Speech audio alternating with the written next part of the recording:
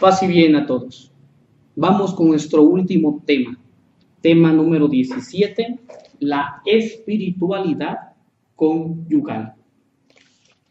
Abordamos, como siempre, la iluminación bíblica y doctrinal. No sin antes decir que este último tema pues quiere como que resumir todo este proceso del segundo nivel. Recordarás de alguna u otra manera que uno de los momentos fuertes o el momento fuerte de este segundo nivel es precisamente nuestro encuentro conyugal. Para reforzar todo lo que a través de este segundo nivel del ciclo básico de formación pues se nos ha dado, de tal forma de que reforcemos nuestra relación de pareja y en este sentido, de acuerdo a este último tema, fortalezcamos nuestra espiritualidad conyugal. ¿Qué entendemos por espiritualidad conyugal? Pues en nuestro mismo libro nos lo deja claro, ¿verdad? Yo solo subrayo una partecita aquí en este apartado de la necesidad de la espiritualidad conyugal, que dice que siempre ha habido una espiritualidad conyugal en la iglesia, en el sentido de que los cristianos casados han tenido siempre una manera particular de vivir las riquezas espirituales de la iglesia para santificarse en su estado. Entonces, ¿qué podemos entender por espiritualidad conyugal? Pues esa manera particular de que los esposos vivan las riquezas espirituales que Cristo deja en su iglesia, de tal manera de que los esposos, viviendo las riquezas que Cristo dejó en su iglesia, se vayan santificando como pareja. Es lo que vamos a entender por espiritualidad conyugal. Y bueno, aquí podemos repasar todos los aspectos, todas las riquezas que Cristo deja en su iglesia, que pudieran muy bien, juntos como pareja, aprovechar y vivir para irse santificando en un modo especial, pues es la Eucaristía. La misa juntos como esposos nos puede ir santificando. La oración juntos como esposo nos va a ir santificando. Y bueno, yo creo que muchas cosas, la palabra de Dios, los mismos actos evangélicos, obras de caridad, toda la riqueza que Cristo deja en su iglesia, cuando los esposos la hacen juntos, sin duda alguna, los va a ir construyendo, los va a ir acrecentando en una espiritualidad de pareja. Escuchemos 1 de Pedro, capítulo 3, verso del 8 al 12, que es la cita que nos propone este tema. Y dice así: finalmente tengan todos el mismo pensar, sean compasivos, fraternales, misericordiosos y humildes. No devuelvan mal por mal, ni injuria por injuria. Al contrario, bendigan, ya que han sido llamados a heredar la bendición. Palabra de Dios, te alabamos, Señor. Si este pequeño texto lo aplicamos a la vida conyugal, pues estaremos trabajando con seriedad por vivir y construir la espiritualidad conyugal. Por ejemplo, dice el texto, tengan todos el mismo pensar. Pues en la medida en que entre la pareja se esfuercen por tener el mismo pensar, o al menos de alguna u otra manera coincidir o decidir juntos, porque obviamente cada uno tendrá su propia forma de ver las cosas, su propia forma de pensar, pero en la medida en que logren compaginar esos pensamientos, complementar estos pensamientos, lograr decidir juntos, pues es en la medida como podrán ir progresando.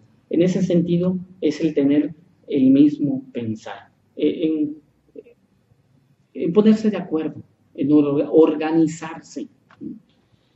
Ser compasivos los unos con nosotros, fraternales, misericordiosos, humildes, no devolver mal por mal en el matrimonio, ni injuria por injuria. Al contrario, bendigan, porque a eso han sido llamados.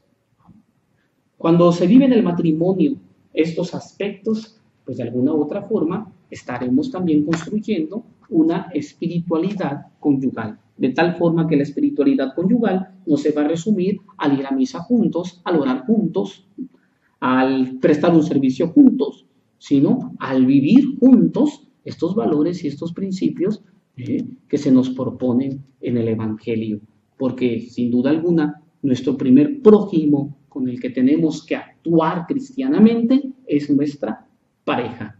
En ese sentido, la espiritualidad conyugal, la espiritualidad en los esposos, no es solamente orar juntos, sino vivir juntos lo que Dios nos pide. Tu esposo o tu esposa es tu primer prójimo, es tu primer próximo a ti. Y entre ustedes es que hay que vivir el Evangelio y todas estas virtudes y valores cristianos. La espiritualidad conyugal consiste, pues, en vivir su unión según Cristo, según Dios. Es poner a Cristo siempre en medio de su matrimonio, en medio de su pareja, en medio de su vida, en medio de sus planes, en medio de sus proyectos, en medio de sus acciones, en medio de sus decisiones. Cuando Cristo esté siempre en medio de los dos, entonces será posible construir una verdadera espiritualidad conyugal.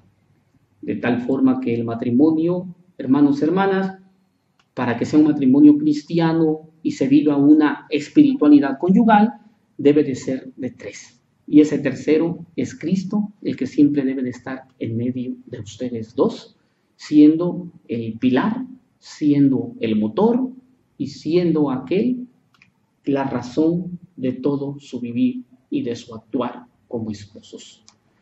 Terminamos pues leyendo brevemente el documento de Aparecida en el número 117, que dice así: el ser amados por Dios nos llena de alegría.